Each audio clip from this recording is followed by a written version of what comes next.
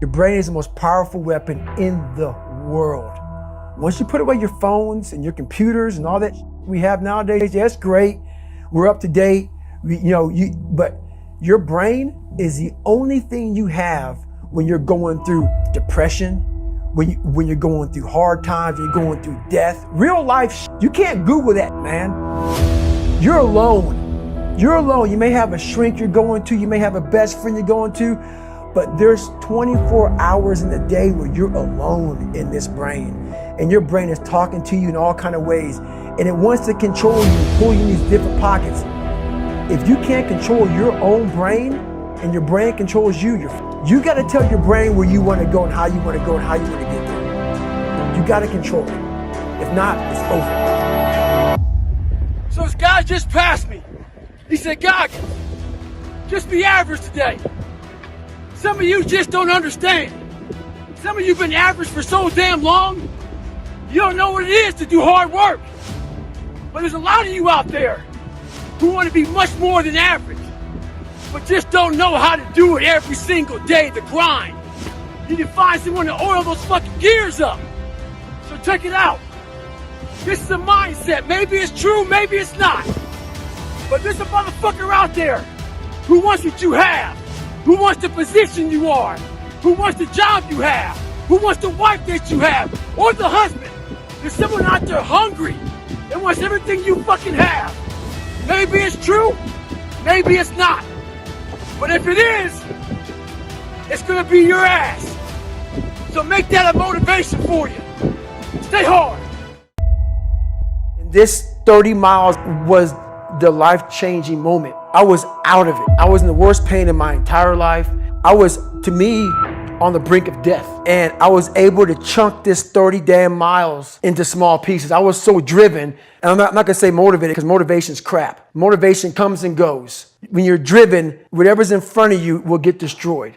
So I sat in this chair and I was so driven to succeed in this race. And at this time, everybody goes, were you thinking about the guys that died? And I'm not gonna lie to you, I wasn't. This became a personal thing. This became me against this race, me against the kids that called me nigger, me against me. It just became something that I took so violently personal. And I broke this thing down into small pieces. I said, okay, I gotta get nutrition. I gotta be able to stand up before I can get off this curb and get off this chair and be able to go 30 miles. So I went through all these small steps and I was able to stand up. And then from standing up, I was literally walking around with my wife at the time, and she goes, "You're not gonna make the time." She goes, "You're walking like 30-some minute miles."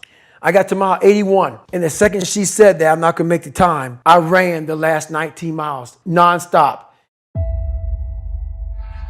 If you can dream and not make dreams your master, we all have dreams. I had them when I was younger, so I figured the best place to make those dreams come true are in isolation. So I walked into isolation as David Goggins, but I walked out of isolation as Goggins. When you become a savage is in isolation. When you're training for a big MMA fight or just a boxing match, you don't stay outside of isolation. You go in isolation. And that's when your mind changes. That's when your focus changes. Your dedication changes. Don't use this time to fuck up your mind. Use it to gain strength, gain focus. Isolation is the key to strengthen your mind. Come out as savage.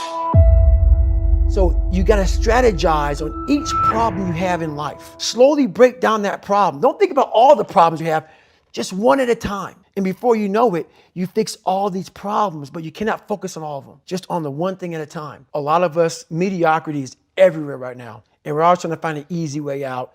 And we're judging ourselves. Let's say there's 10 people in this room and we're all mediocre, but I'm the best of the mediocre people. I now think I'm great. I'm great. We surround ourselves around people that make us feel great. They tell us what we want to hear. The second we put ourselves amongst the uncommon people, we don't like that feeling, that challenging feeling of that person who's waking up at 3:30 in the morning and say, hey, put your shit on, we're going for a run. We don't like that challenge. We like that person who says, hey, you know what, man, I don't feel good today, man. And they say, oh, it's okay, brother. We'll take a day off. Maybe we'll get a pizza and shit, watch the game. We like that. We love that feeling. Why? Because you understand, man, we're good, bro. We don't want that motherfuckers like this. Hey, man, no, bro. Get your fucking shit on, man. Stop being a punk. We don't want that in our lives. We don't want that person who's constantly challenging our weaknesses. We want that person who's constantly, making us feel nice and good and secure in ours. That's the mediocrity of life. We want to be the best amongst the average people. Growing up, my dad did a good job of dehumanizing me. He didn't care much how I thought or how I felt. So when I saw the military uniform when I was growing up, I thought to myself, if I can get that uniform on, I would find honor in wearing the uniform. So not only did I want to be in the military, I wanted to be in special ops. But I realized to be in special ops, you gotta know how to swim. So I got a how-to book on swimming. The first page was easy. Float. So I went to the pool, tried to float. I sank right down to the bottom. I realized I was negative buoyant as hell. The more I failed, the more my father's words were creeping to my mind about how I'm not good enough. All this other bullshit he said to dehumanize me. As time went on, I started realizing the more I didn't quit, the more self-respect I gained. And the power was all mine. In life, it's important to do one thing. Many people will try to dehumanize you. It's up to you to find self-respect and dignity in yourself.